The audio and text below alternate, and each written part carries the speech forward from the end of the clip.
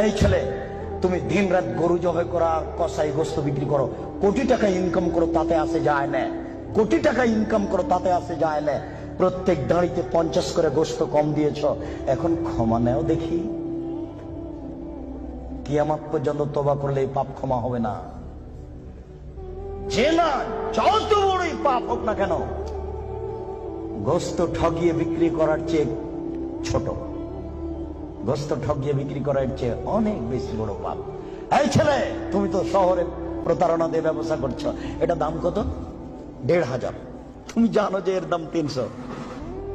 আচ্ছা 300 তুমি 500 চাও, চলন্ত বাজার যদি এর 2000 টাকা হয় তবু জায়েজ। তুমি জেনে শুনে বললে 1500 টাকা, তার মানে তুমি প্রতারণা দিয়েছ। একদিনে যদি কোটি টাকা ইনকাম হয় তবু তোমাকে একদিন ভিক্ষুক হতেই হবে। তুমি এইভাবে ব্যবসা করো।